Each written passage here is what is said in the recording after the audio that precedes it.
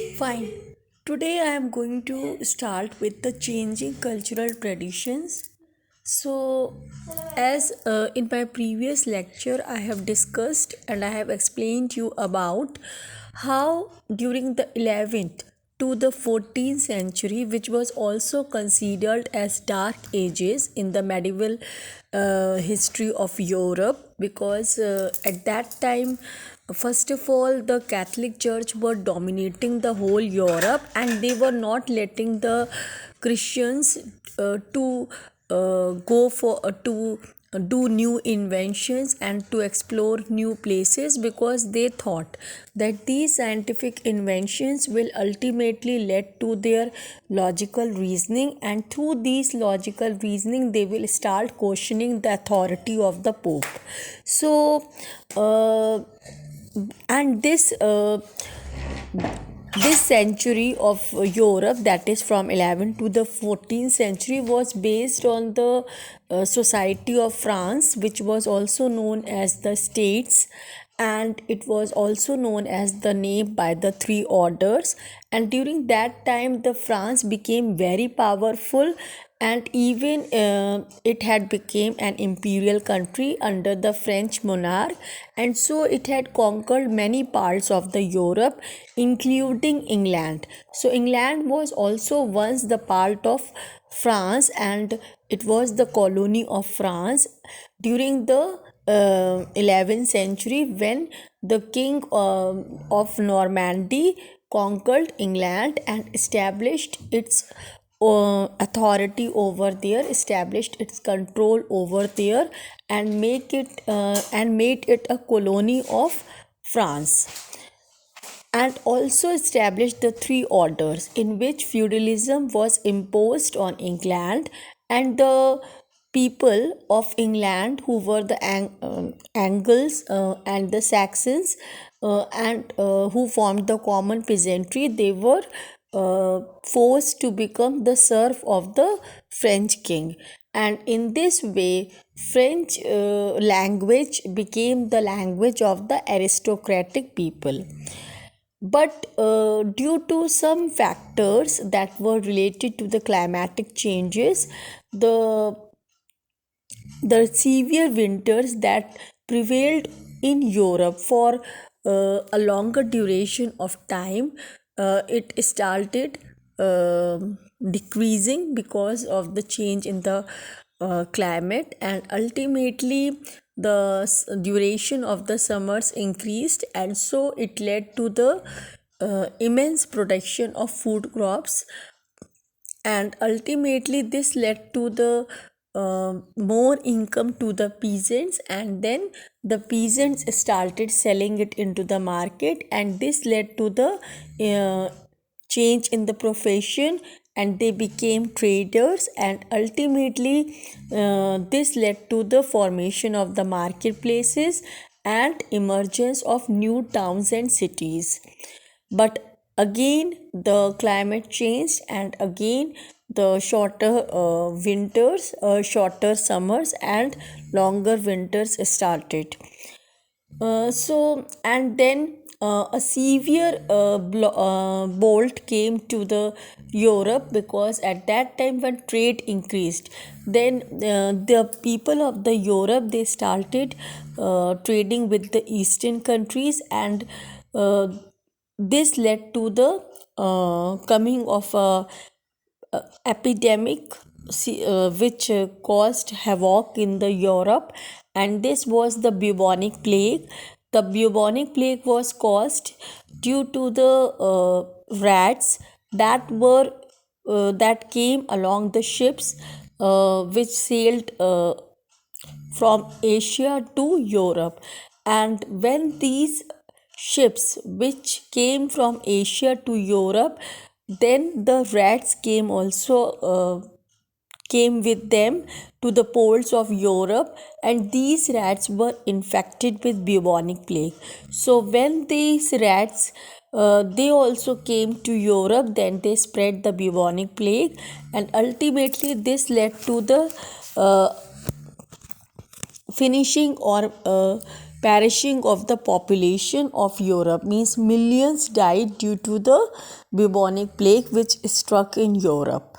And ultimately, this led to the shortage of labor, and due to the shortage of the labor, the because many serfs also died and many fled away to escape their life, where the epidemic spread severely, especially in the Western Europe.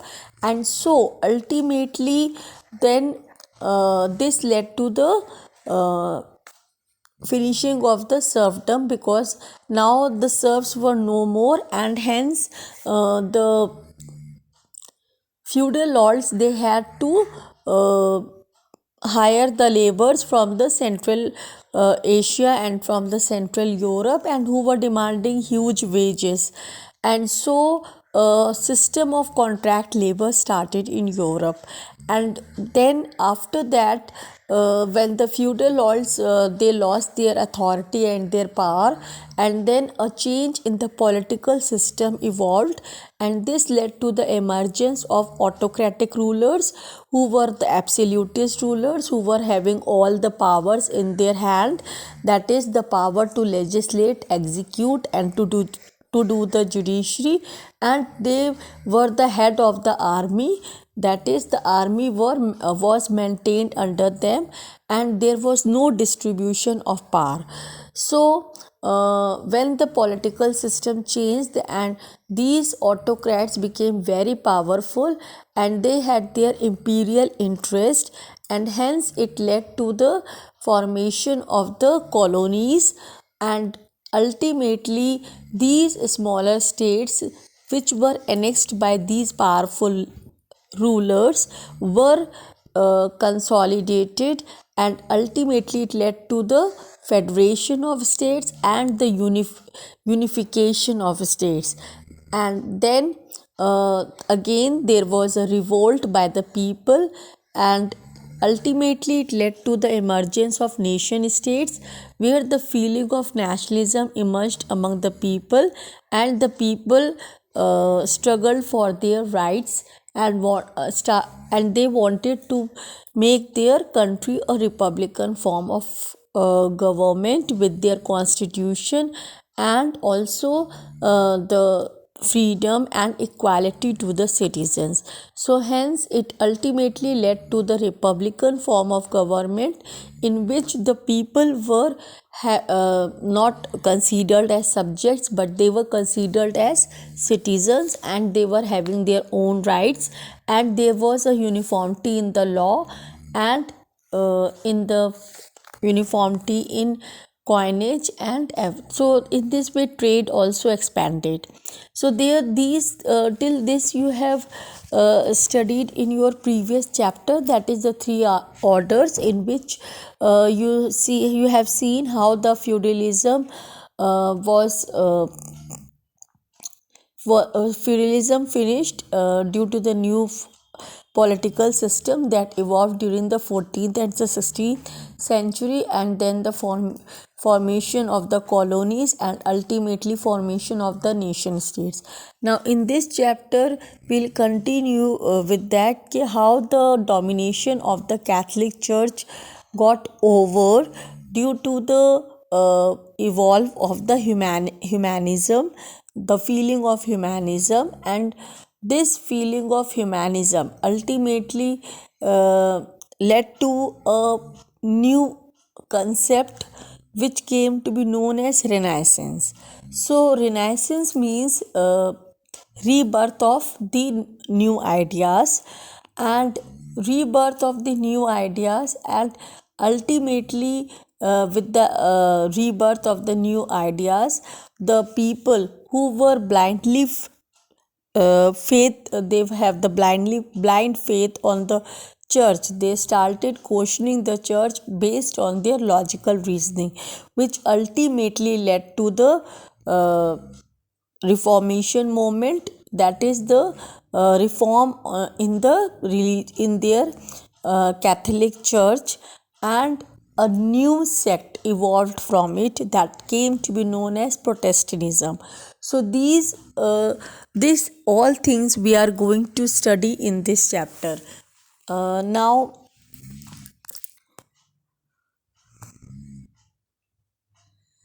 so from the 14th to the end of the 17th century, towns were growing in many countries of Europe. Okay, and urban culture was also developing, and all these were the factors which were responsible for the Renaissance.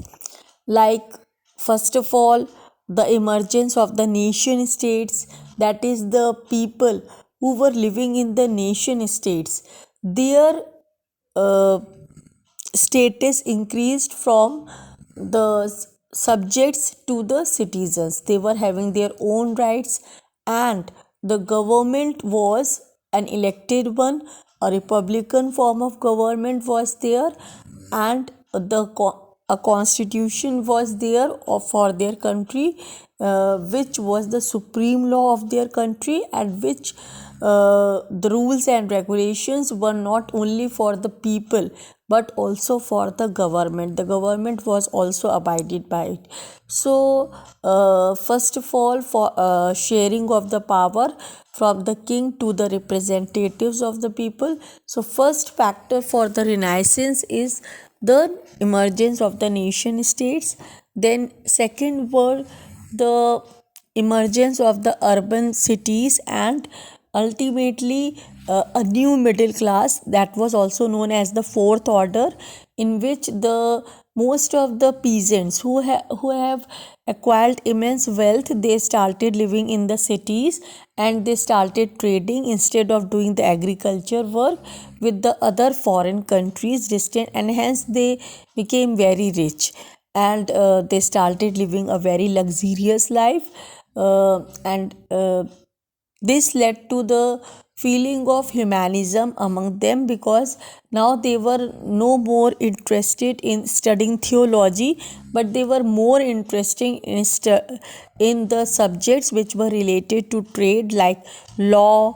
Law was very much important at that time, because for the purpose of trading, like contract and all that, so they have to they were pursuing for the law rather than studying theology.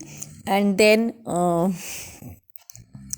maths, language, and related subjects, and also a new there was more interest about knowing their historical past related to the Roman civilization. They were more interested to know who their ancestors were.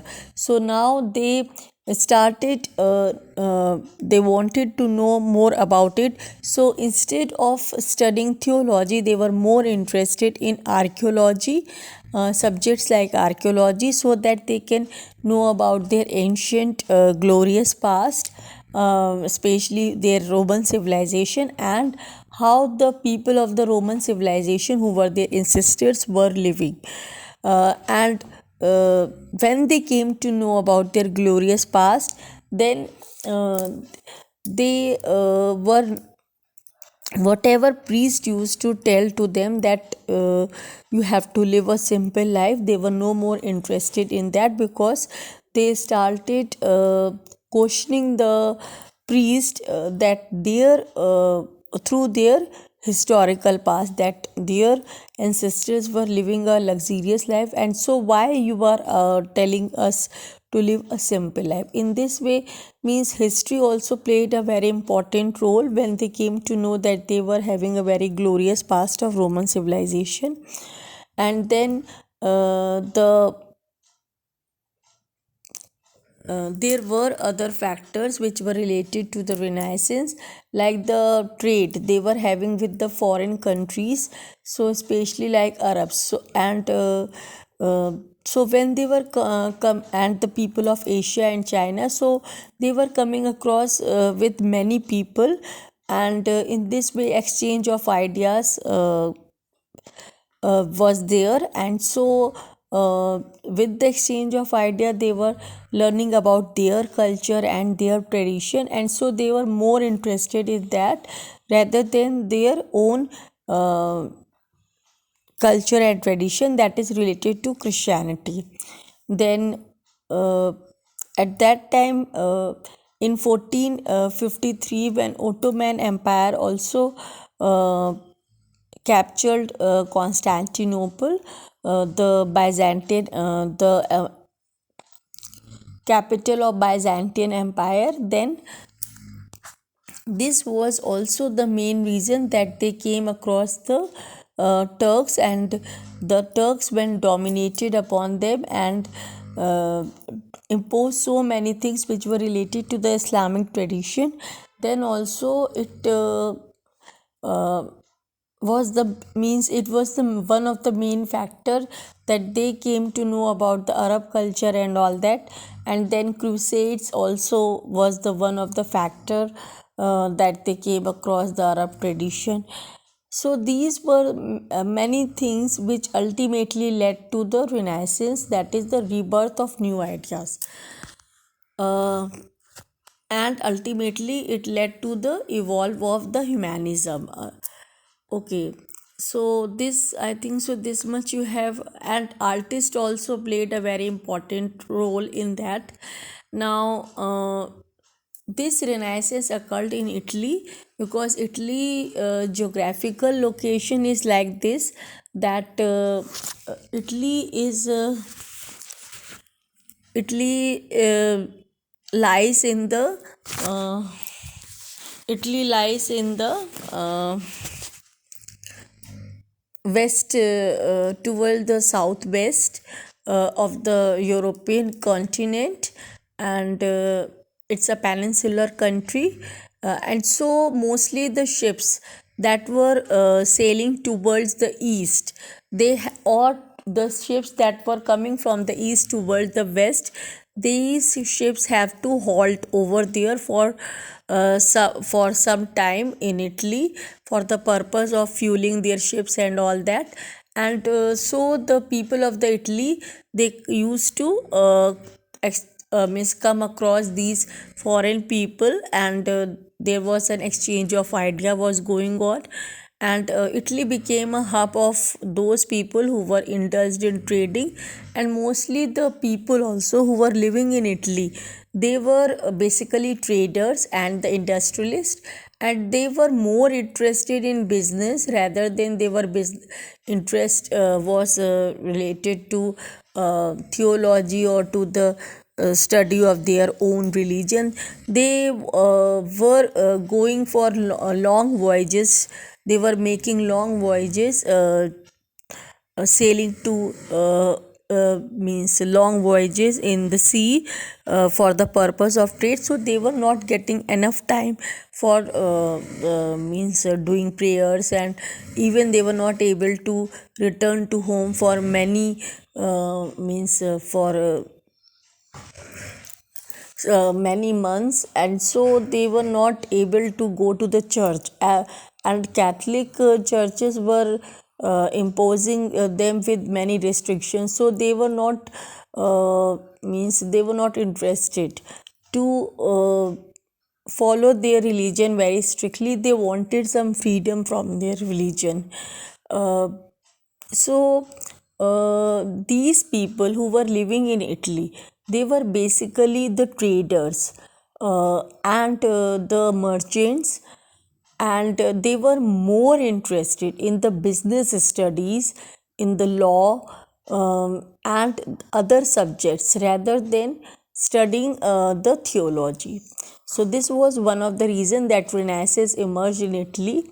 And second thing is education was there, and many universities were related to law were established in Padua. Padua was very famous for the law university. And Florence and Venice also emerged over there as a big cities. Okay, now like this, here it is written, towns of particularly for Florence and Venice and Rome became centers of art and learning. Then artists and writers were patronized by the rich and the aristocratic. The invention of printing at the same time made books and print available to many people, including uh, those living in distant towns. Then the invention of printing press by Johann Gutenberg of Germany led to the feeling of Renaissance, because before that the manuscripts were written of the Bible, and these were not available to all the people. It was kept with the church only, and the priest of the church, they only used to interpret the means they used to only read and interpret the Bible according to their wishes, according to their benefit. Okay, means whatever manuscript of the Bible was available, it was only available with the church, and the clergymen used to tell them what is written in the Bible. So these innocent people of the Europe, they were made fool by the priest, and they were extorting lot of money from these people. But with the invention of printing press, now the 150 copies in an year can be printed and can be easily circulated of these Bible. And so even the common people, they have got the means they were also able to get the Bible, one printed copy of Bible, and they can read it by themselves and understand what is written over there, instead of taking the help from the clergyman. So in this way they were able to, and they understood that whatever these clergymen were telling to them, it was just to make them fool, and it was for their purpose.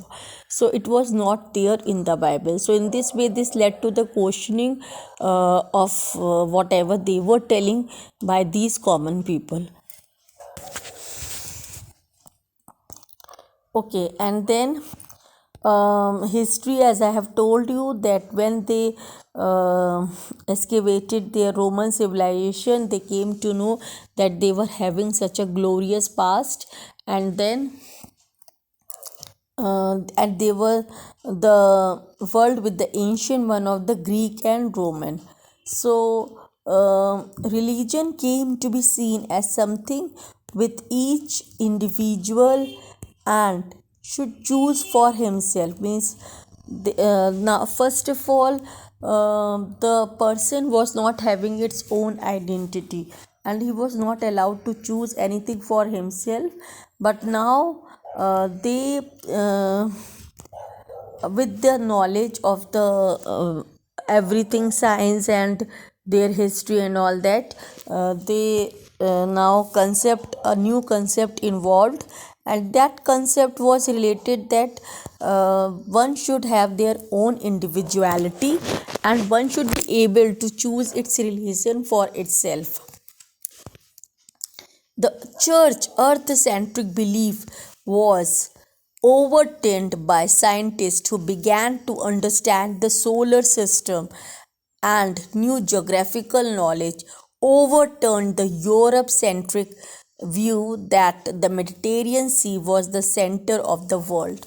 So, I will just go through this only, and then next I will do with the my next lecture.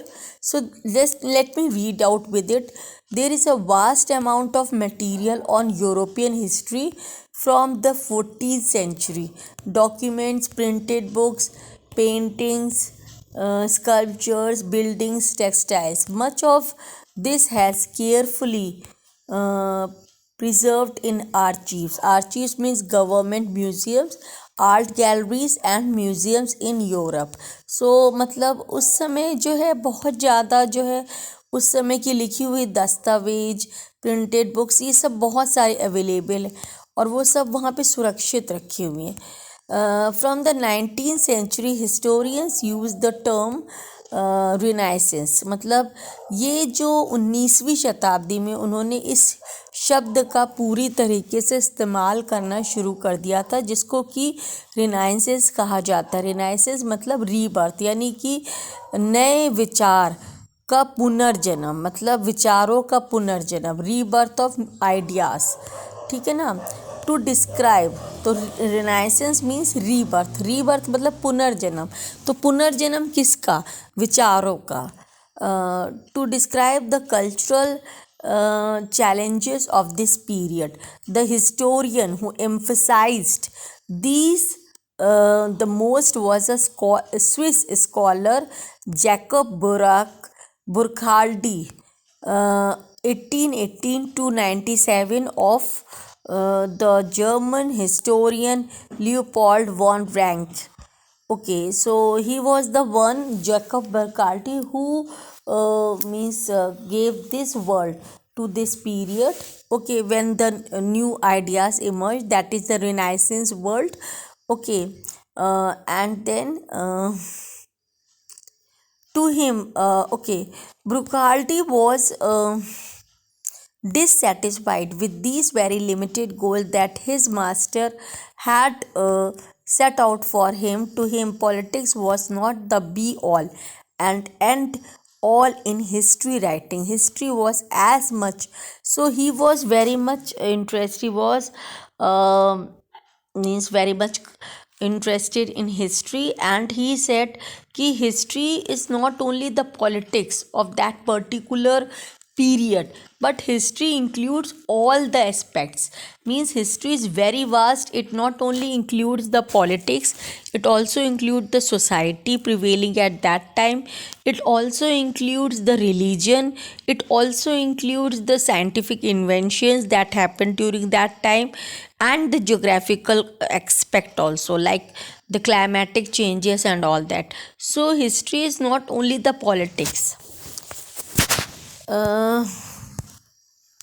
And in 1860 he wrote a book called The Civilization of the Renaissance in Italy, in which he called his readers attention. So इसके लिए उसने 1860 में एक book लिखी, जिसको कि उसने उसका नाम दिया the civilisation of the Renaissance in Italy, in which he called his readers attention to literature, architecture, and painting, to tell the story of how a new humanist culture had flowered in Italian towns from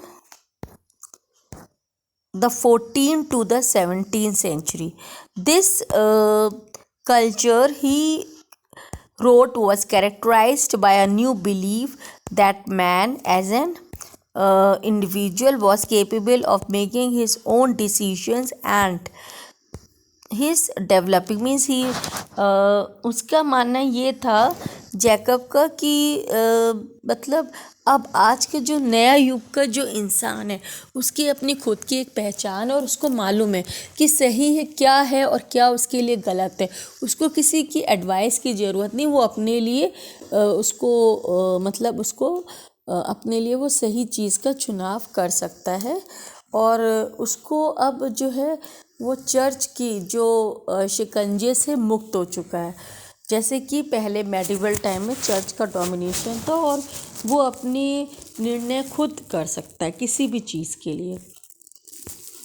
then the revival of the Italian cities, तो ये हम जो है next उस पर करना चाहेंगे। I will just continue with the next because then it will be long. Fine, thank you very much students, hope you have understood it very nicely.